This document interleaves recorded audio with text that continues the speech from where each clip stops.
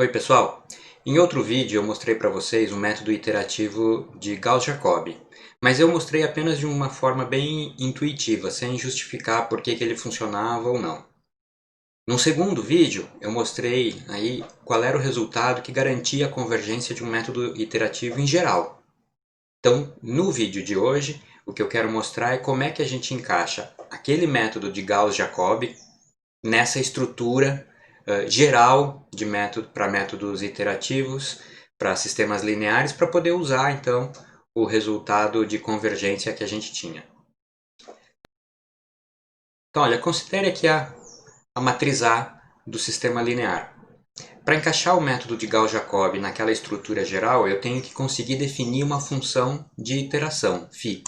Então, vou fazer isso primeiro pegando a matriz A e separando em somas. Uma soma de três matrizes. Tá? A parte que está abaixo da diagonal aqui, eu vou chamar de matriz L. A parte da diagonal da matriz A, vou chamar de D. E essa porção aqui acima da diagonal, vou chamar de U. Tá certo? Então, essa é a L, a D e a U. Não vamos confundir com a decomposição LU da matriz, ok? Então, a matriz A é a soma dessas três. Como é que funciona o método de Jacobi, então? Eu vou escrever a minha matriz como D mais o resto, A, L mais a U, tá certo? X estrela é a solução do sistema linear. No lugar de A, coloca aí a nossa soma L mais D mais U, só que a parcela L mais U eu vou passar para o outro lado. Então, L mais U vezes X estrela, passo para cá, com sinal negativo. E aqui sobrou só a matriz D. Como calcular a inversa de uma matriz diagonal é simples. Vamos multiplicar pela inversa dos dois lados. Então fica x estrela igual a menos D inversa, L mais U, x estrela, mais D a menos 1B. Essa daqui é a minha função φ. Veja que definindo dessa forma, eu tenho direto que a função φ satisfaz aquela condição de ponto fixo. Né? Φ de x estrela é igual a x estrela. Então, olha, a função de iteração do método de Jacobi ficou uma certa matriz bj por x mais c, onde a matriz bj é menos a inversa da diagonal da A vezes o resto da matriz A, e o vetor c é inversa da diagonal da A vezes b. Certo? Então, com isso daqui, o nosso método de Jacobi se encaixa naquele método geral para o qual a gente provou aí um resultado de convergência num vídeo anterior. Vamos fazer um exemplo aqui. Olha, peguei esse sisteminha 2 por 2 bem simples. Qual seria a matriz do método de Jacobi? Então, primeiro aqui, ó, menos inversa da diagonal, multiplicada pelo resto que sobrou da matriz. Então, apaga a diagonal aqui, põe 0, e o resto da matriz toda. Calculando aí esse produto, deu aqui essa matrizinha. E lembra que o nosso critério de convergência para sistema linear é que a norma da matriz tem que ser menor do que 1.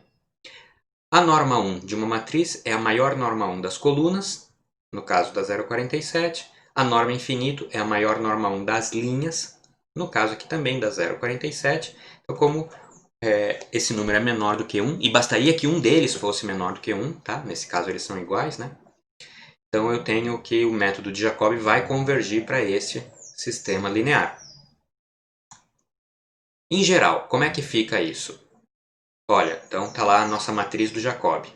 Aqui está a inversa da diagonal com o sinal de menos. Aqui a matriz A, de onde eu apaguei apenas a diagonal. Quando a gente faz esse produto, cada elemento que está aqui na diagonal sai multiplicando a sua linha apenas, certo? Então a matriz de Jacobi fica, olha, fica com essa estrutura daqui. Pega uma linha qualquer, o que acontece? Na diagonal eu tenho 0. Fora da diagonal eu tenho os elementos originais da matriz, só que todos eles divididos pelo elemento que estava na diagonal. Então, para que a gente tenha a convergência garantida, basta que a norma da matriz BJ seja menor do que 1. E vale qualquer norma, se isso acontecer em alguma norma já é suficiente. Então, por conta da estrutura da matriz BJ que a gente acabou de ver, a norma mais fácil de calcular é a norma infinito. Na norma infinito, a norma da matriz é o máximo da norma 1 das linhas da matriz. E cada linha BI tem como norma 1 a soma dos elementos da matriz A pulando o elemento da diagonal, a soma dos elementos em módulo, pulando o elemento da diagonal, dividido pelo módulo do elemento que estava na diagonal. E esse número tem que ser menor do que 1 para todas as linhas. Traduzindo essa condição de cima, posso escrevê-la de uma forma mais simples assim, que os elementos da diagonal sempre têm que ser maior em módulo, né, do que a soma dos módulos dos elementos que estão fora da diagonal. E isso tem que ser verdade para todas as linhas. Essa condição é conhecida como critério das linhas, e uma matriz que satisfaz essa condição a gente chama de uma matriz diagonalmente dominante por linhas. Vamos ver uns exemplos agora, então. Olha, aqui eu peguei 3 matrizes para a gente verificar se o método de Jacobi seria convergente nesses casos aqui. Então pega a primeira matriz. Olha, para o método de Jacobi ser convergente, a matriz tem que ser diagonalmente dominante por linha. O elemento que está na diagonal de cada linha tem que ser maior do que a soma em módulo dos elementos fora da diagonal. Então a primeira matriz verifica essa condição. 4 é maior do que 3, 3 é maior do que 1, 6 é maior do que 4. Se eu aplicar o método de Jacobi para um sistema linear com essa matriz, ele será convergente. Segundo caso aqui, olha o que acontece. 5 maior do que 3, aqui já não deu certo. O elemento que está na diagonal é 3 e fora da diagonal a soma é 7. Né? Lembra que é tudo em módulo. Então, essa linha aqui já furou, não tenho mais que o elemento da diagonal é maior do que a soma dos elementos fora da diagonal. O critério das linhas não está satisfeito, então eu não consigo garantir que o método de Gauss-Jacobi ou Jacobi vai ser convergente para um sistema linear com essa matriz. Nesse último exemplo aqui, a primeira linha satisfaz o critério de que o elemento da diagonal é maior do que a soma dos elementos fora da diagonal, mas na segunda e na terceira linha esse critério não é satisfeito. Entretanto, eu posso trocar linhas, a ordem das linhas de um sistema linear, e isso não altera a solução do sistema linear, é uma operação elementar.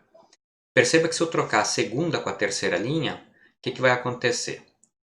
Esse elemento agora aqui, né, quando ele estiver aqui na segunda linha, o 2 vai ser maior do que os elementos fora da diagonal, e essa última linha aqui, né, vai estar aqui como terceira, o 7 vai ser maior do que os elementos fora da diagonal. Então, nessa matriz daqui, se a gente trocar a segunda com a terceira linha, aí eu posso aplicar o método de Jacobi, que eu vou ter convergência garantida. E isso explica um pouco do que a gente viu no vídeo intuitivo sobre o método de Jacobi, porque em algumas situações a troca das ordens das equações leva o método de convergente para divergente. Vamos ver como é que fica um exemplo na prática para a aplicação do método de Jacobi. Na prática, a gente não precisa computar aquela matriz BJ. Eu vou aplicar diretamente o método em cima do sistema que eu estou observando, né? Então, a ideia sempre é, deixa de um lado os elementos da diagonal. Então, eu deixei aqui o 5x1, menos 4x2 e o menos 7x3. Todo o resto passei para o outro lado. Quem está à esquerda fica com índice k mais 1, é o jeito que eu defino a próxima iteração. Quem ficou à direita ganha o índice k. Essa é a iteração do método de Jacobi, é assim que a gente o usa na prática. Então vamos fazer algumas iterações do método de Jacobi para esse sistema, para a gente usar de exemplo. Escolhi como vetor inicial o próprio vetor b, podia ser esse, podia ser outro. Veja que um critério para saber se esse vetor está próximo de ser a solução do sistema linear é calcular o resíduo, ou seja, a norma de ax menos b. Na solução essa norma tem que ser zero. Para esse vetor inicial essa norma é 46, ou seja, eu estou bem longe da solução. Então, usando esse vetor aqui do lado direito, eu calculo um novo vetor. Este é o meu novo vetor aqui, e agora o resíduo nesse novo vetor é 22,9. Além disso, posso calcular a distância entre esse vetor novo e o antigo, para saber o tamanho do passo que eu dei, o quanto eu me desloquei no espaço. A distância foi 6,6. Na norma infinito, estou sempre usando a norma infinito, que é a norma mais fácil para calcular aqui, né? Norma infinito para vetor é o maior elemento do vetor em módulo, certo? Então aqui no caso seria do vetor diferença. Mais um passo, esse é o meu novo vetor, o resíduo foi para 7,2, reduziu novamente, e o passo do ponto x1 para o ponto x2, 3,3, ou seja, eu me desloquei menos para atualizar essa segunda iteração, né? Então, pessoal, nesse vídeo a gente viu qual é o critério de fato que a gente consegue utilizar para verificar se o método de Jacob será convergente para quando eu aplicá-lo num sistema linear que eu tenha em mãos, né? Basta que a matriz do sistema linear seja diagonalmente dominante por linhas. Se não for, a gente pode ver se existe alguma permutação de linhas que torna a matriz diagonalmente dominante, daí eu posso usar o método de Jacob com segurança. Caso isso não aconteça, não quer dizer que o método vai dar errado, mas a gente não tem essa garantia, tá certo? Num outro vídeo eu vou mostrar como é que a gente encaixa agora o método de Gauss-Seidel nessa mesma estrutura e vocês vão ver que é bem parecido. Ok, pessoal? Até o próximo, então.